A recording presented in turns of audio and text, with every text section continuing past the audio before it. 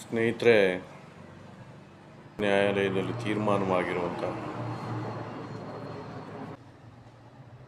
ಪ್ರಸ್ತುತ ಜಾರಿಯಲ್ಲಿರುವ ಕಾನೂನುಗಳ ಬಗ್ಗೆ ತಿಳುವಳಿಕೆ ಕೊಡುವಂಥ ಪ್ರಯತ್ನ ಮಾಡಿದ್ದೇನೆ. ಈ ಪ್ರಕರಣ ಬಂದು ನಮ್ಮ ಮಾನ್ಯ ಉಚ್ಚ ನ್ಯಾಯಾಲಯದಲ್ಲಿ ಅನುಸೂಯ ಬಾಯಿ ಅವರ ವಿರುದ್ಧ BR ರಂಗನಾಥ ರಾವ್ ಇವರ ನಡುವೆ ನಡೆದಿರುವಂಥ ಈ ಪ್ರಕರಣವನ್ನು ಈ ಮಾನ್ಯ ಉಚ್ಚ ನ್ಯಾಯಾಲಯ 13/10/23 ಇಸ್ವಿನಲ್ಲಿ ತೀರ್ಮಾನ ಮಾಡಿದೆ.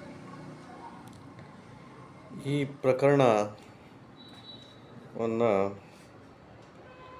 ಮೊದಲಿಗೆ ಬ್ಯಾಂಗ್ಳೂರು ಸಿಟಿ ಸಿವಿಲ್ ಕೋರ್ಟ್ನಲ್ಲಿ OS ನಂಬರ್ 94/2002 ಅನ್ನೋ ಸಂಖ್ಯೆಯಡಿ BR ರಂಗನಾಥ ರಾವ್ ಎಂಬುವರು ಸಲ್ಲಿಸುತ್ತಾರೆ. BR ರಂಗನಾಥ ರಾವ್ ಅವರು ಈ ದಾವೆಯನ್ನು ಸಲ್ಲಿಸುವಂಥ ಸಂದರ್ಭದಲ್ಲಿ ಈ ದಾವೆಯಲ್ಲಿ ಒಂದು ಭಾಗಾಂಶ ಕೊಡಬೇಕು ಅವನ್ನ ಕೇಳಿದ್ದಾರೆ.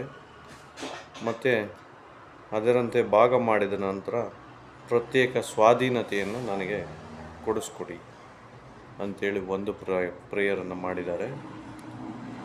ಎರಡನೇದು ಒಂದು ವಿಲ್ ಈ ಪ್ರಕರಣದಲ್ಲಿ ಒಂದು ವಿಲ್ ಇದ್ದು, ಸದರಿ ವಿಲ್ಲು ನನಗೆ ಬೈಂಡಿಂಗ್ ಆಗೋದಿಲ್ಲ ಅಂಥೇಳಿ ಡಿಕ್ಲೇರ್ ಮಾಡಿ, ಘೋಷಣೆ ಮಾಡಿ ಅಂಥೇಳಿ ಕೇಳಿ 2 ಪ್ರಾರ್ಥನೆಗಳನ್ನು ನ್ಯಾಯಾಲಯದ ಮುಂದಿಟ್ಟು ದಾವೆಯನ್ನು partition and separate possession and declaration that the will are not binding on him ಅಂತೇಳಿ ಆನ್ ಮೀ ಅಂತೇಳಿ ಕೇಳಿ ಈ ದಾವೆಯನ್ನು ಸಲ್ಲಿಸಿದ್ದಾರೆ. ಈ ದಾವೆಯ ಮೂಲ ಪುರುಷ ಬಂದು BM ರಾಮಾರಾವ್ ಅನ್ನುವಂಥವರು.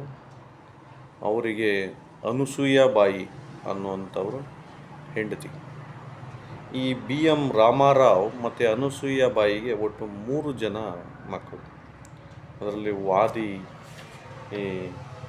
BR ರಂಗನಾಥ ರಾವ್ ಅವರು, ಮತ್ತು ಪ್ರತಿವಾದಿ 2 ಮತ್ತು 3, ಇವರು 3 ಜನ, ವಾದಿ, ಪ್ರತಿವಾದಿ 2 ಮತ್ತು ಪ್ರತಿವಾದಿ 3, ಈ 3 ಜನ ಮಕ್ಕಳುಗಳು.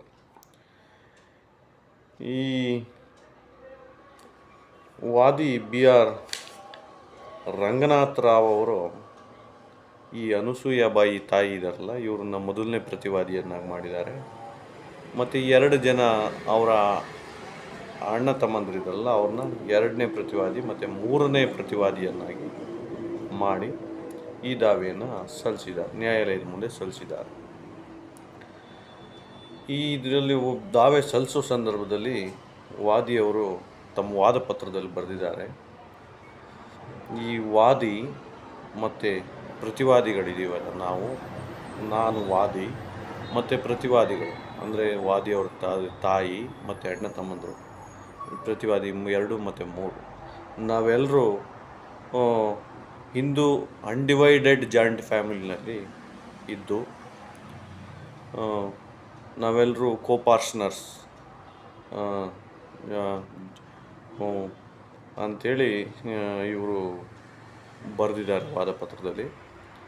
ಹಾಗೆಯೇ ಈ ವಾದಿಯವರು ಹೇಳ್ತಾರೆ, BM ರಾಮಾರಾವ್ ಅವರು ನಮ್ಮ ಒಟ್ಟು ಕುಟುಂಬದ ಜಾಯಿಂಟ್ ಫ್ಯಾಮಿಲಿದ ಮೂಲ ಕರ್ತ ಆಗಿ BM ರಾಮಾರಾವ್ ನಮ್ಮ ತಂದೆ ಕಾರ್ಯನಿರ್ವಹಿಸ್ತಾ ಇದ್ದರು. ಕರ್ತ ಅಂದರೆ ಆ ಕುಟುಂಬವನ್ನು ನಿರ್ವಹಣೆ ಮಾಡ್ತಿದ್ದಂತಹ ವ್ಯಕ್ತಿ. ಆ ಕುಟುಂಬದ ಎಲ್ಲ ವ್ಯವಹಾರಗಳನ್ನು ಯಾರು ನೋಡ್ಕೋತಾ ಇರ್ತಾನೆ ಆತನನ್ನು ಕರ್ತ ಅಂತೇಳಿ ನಮ್ಮ ಹಿಂದೂ ಕಾನೂನಲ್ಲಿ ಕರೀತಾರೆ. ಅದರಂತೆ BM ರಾಮಾರಾವ್, ವಾದಿಯವ್ರ ತಂದೆ BM ರಾಮಾರಾವ್ ರವರು ಈ ನಮ್ಮ ಒಟ್ಟು ಕುಟುಂಬದ ಕರ್ತಾಗಿ ಕಾರ್ಯನಿರ್ವಹಿಸ್ತಾ ಇದ್ದರು.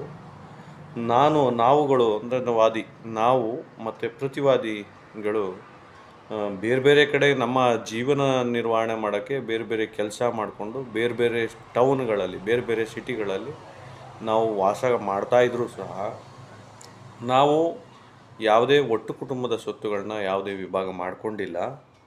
ಮತ್ತು ಇಂದಿಗೂ ಕೂಡ ನಾವು ಒಟ್ಟು ಕುಟುಂಬದಲ್ಲೇ ವಾಸ ಇದ್ದೀವಿ.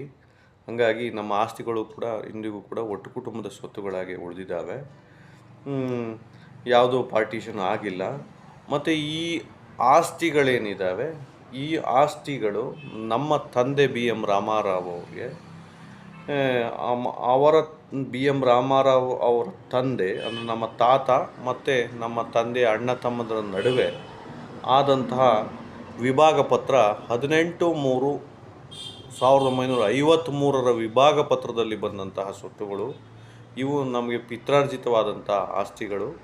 ಇವು ನಮ್ಮ ತಂದೆ ಬಿ ಎಂ ರಾಮಾರಾವ್ ಅವರೇ ಏನು ಸಂಪಾದನೆ ಮಾಡಿದಂಥ ಆಸ್ತಿಗಳಲ್ಲ.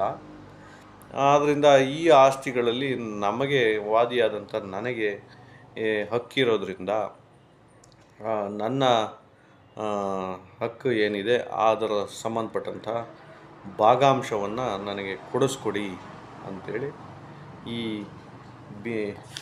ಬಿ ಆರ್ ರಂಗನಾಥರಾವ್ ಅವರು ಮಾನ್ಯ ಸಿವಿಲ್ ಕೋರ್ಟ್ನಲ್ಲಿ ದಾವೆಯನ್ನು ಹೂಡಿದ್ದಾರೆ. ನಾನೀಗಾಗಲೇ ಹೇಳಿದ ಹಾಗೆ ಪ್ರಾರ್ಥನೆಯನ್ನು ಮಾಡಿ ದಾವೆಯನ್ನು ಹೂಡಿದ್ದಾರೆ.